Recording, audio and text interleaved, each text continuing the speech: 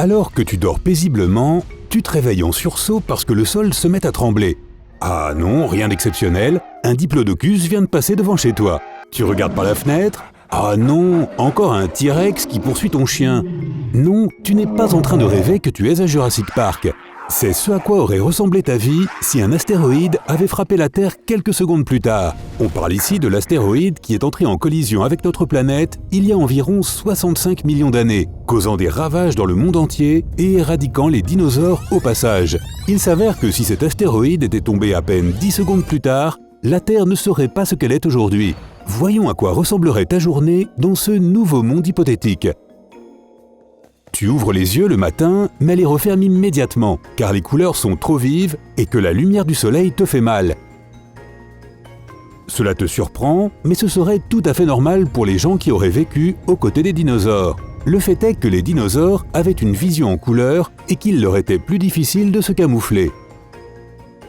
C'est pourquoi il y avait très peu d'animaux noirs et blancs comme les zèbres modernes. La plupart des dinosaures étaient multicolores, ce qui leur permettait de se cacher dans l'environnement où ils évoluaient. Par exemple, les dinosaures de plaine étaient plus susceptibles d'avoir différentes nuances de vert pour se fondre dans le paysage herbeux. Le fait que les dinosaures soient si doués pour se camoufler a rendu la vision humaine beaucoup plus nette. Sinon, ils ne pourraient pas remarquer les animaux bien camouflés. Quoi qu'il en soit, tout en réfléchissant à ta vue perçante, tu te lèves de ton lit et tu manques de marcher sur une créature de la taille d'un chat. Il parvient à s'échapper de sous ton pied au dernier moment. Surpris, tu regardes la créature et elle te regarde en retour avec une indignation apparente. En fait, il s'agit de ton dinosaure de compagnie, et même si la chose est minuscule, elle est très intelligente. Dans le monde réel, avant que l'astéroïde ne frappe la Terre, la plus grande partie de la planète était recouverte de forêts tropicales. Les dinosaures végétaliens qui y vivaient étaient énormes, lents et maladroits. La plupart des plantes de leur régime alimentaire étaient des fougères et des conifères, comme les pins, les sapins et les ifs. Cette nourriture ne les remplissait pas et prenait beaucoup de temps à digérer. C'est pourquoi les dinosaures devaient manger d'énormes quantités de feuilles pour se sustenter. Mais dans notre monde imaginaire, l'astéroïde n'a pas éradiqué les dinosaures et les plantes ont évolué en quelque chose de beaucoup mieux. Des plantes à fleurs, des baies et des fruits. Cette nourriture est beaucoup plus facile à digérer et beaucoup plus rassasiante. Les dinosaures sont devenus de plus en plus petits jusqu'à ce qu'une grande partie d'entre eux déménagent pour vivre dans les arbres et se mettent à boire du nectar.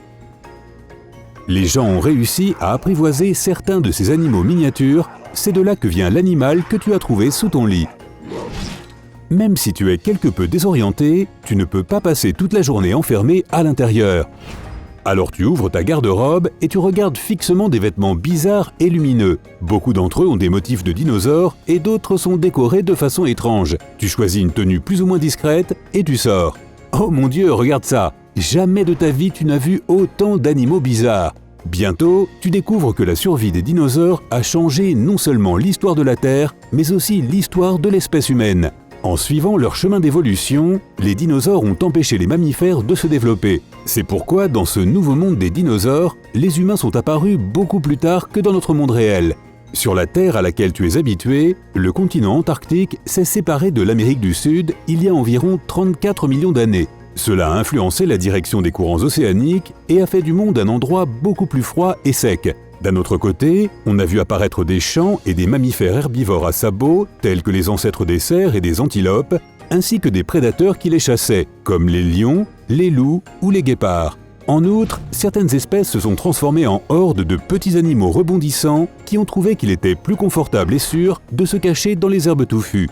Dans le monde où tu te trouves désormais, même si l'astéroïde a eu plusieurs secondes de retard, la planète s'est développée à peu près de la même façon. L'Antarctique et l'Amérique du Sud sont de nouveau divisés, et les champs grouillent encore d'animaux à bec ou à cornes. Mais ces animaux sont des dinosaures herbivores. Ils sont chassés par de dangereux prédateurs, les dinosaures carnivores. Quant aux animaux à sabots, aux mammifères et à la plupart des prédateurs qui vivent sur notre planète aujourd'hui, ils ne sont pas apparus du tout. Tu découvres également que les dinosaures ont évolué en des milliers d'espèces différentes. Il y a de minuscules dinosaures qui passent la plupart de leur temps dans des trous et des terriers, tout comme nos taupes et nos lézards. Certains dinosaures ont perdu leur plumage et ont acquis de la fourrure.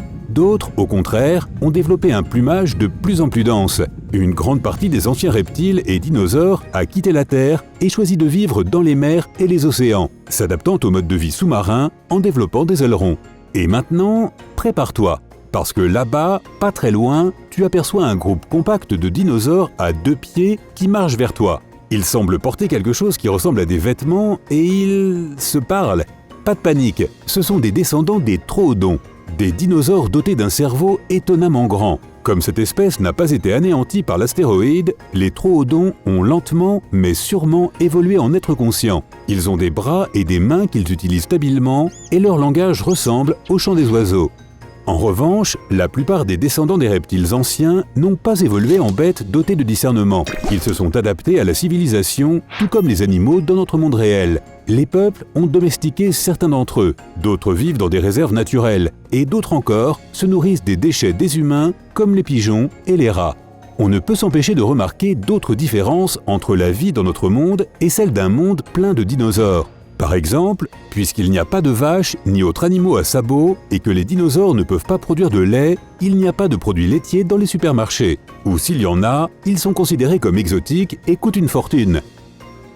La culture est également différente, et tu peux remarquer ces différences dans tous les domaines de la vie, de la mode aux héros de bande dessinée. C'est pourquoi, au lieu d'admirer Spider-Man, les gens sont fous de T-Rex Man. Ce monde a l'air incroyable et tellement différent de celui dans lequel nous vivons. Dis-nous ce que tu en penses dans les commentaires. Mais on ne peut s'empêcher de se poser la question suivante. Comment est-ce que cet événement imaginaire aurait pu changer autant le destin de notre planète ? Tu te souviens de l'astéroïde destructeur dont nous avons parlé? En s'écrasant sur la Terre, il a provoqué une chute brutale de la température et la disparition des 3/4 des espèces animales qui peuplaient notre planète. Mais si l'astéroïde était tombé quelques secondes plus tard, il aurait atterri dans les profondeurs de l'océan. L'eau aurait amorti le gros de la collision et celle-ci n'aurait pas eu de conséquences aussi dramatiques. C'est pourquoi la plupart des dinosaures auraient survécu. En même temps, ils auraient dû s'adapter très rapidement aux nouvelles conditions climatiques, enfin selon les normes de l'évolution, et il y a de fortes chances que nous aurions dû partager la planète avec les dinosaures.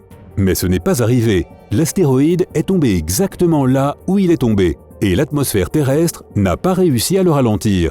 Puis il a heurté le sol à une vitesse de 32 km par seconde, et a projeté des nuages de poussière, de terre et de roches dans l'air. Ces débris n'ont pas seulement atteint les couches supérieures de l'atmosphère, ils ont aussi atteint l'espace. D'énormes quantités de poussière ont complètement bloqué la lumière du soleil pendant des mois entiers. Beaucoup de plantes n'ont pas survécu à ces conditions et ont disparu, perturbant la chaîne alimentaire. Les roches, projetées dans l'atmosphère dans les premières heures qui ont suivi la collision, sont retombées sur Terre sous forme de boules de feu. Celles-ci ont chauffé la surface de la planète à des températures d'ébullition. Et même si cela n'a duré que quelques minutes, cela a suffi à exterminer la plupart des animaux et des plantes. Les créatures marines étaient mieux protégées contre les conséquences désastreuses de la collision. Mais pas pour longtemps. Le plancton n'a pas pu survivre sans la lumière du soleil, et quand il a disparu, les petits poissons qui s'en nourrissaient n'ont pas survécu non plus. Bien sûr, comme le nombre de petits poissons a diminué de jour en jour, les grands prédateurs de la mer ont eu de moins en moins de nourriture, jusqu'à ce qu'ils s'éteignent à leur tour. Les animaux qui hibernaient au moment de l'impact, ou qui vivaient dans des terriers, ont survécu. Mais ils ont aussi eu de plus en plus de mal à résister à la faim. Quant aux pauvres dinosaures, eh bien, on n'en voit plus beaucoup de nos jours, n'est-ce pas ? Ouais, les dinosaures sont plutôt fâchés contre cet astéroïde. Si tu as appris quelque chose de nouveau aujourd'hui, mets un like à cette vidéo et partage-la avec tes amis. Et voici d'autres vidéos que tu vas sûrement aimer. Clique sur celle de gauche ou de droite et prends la vie du côté sympa.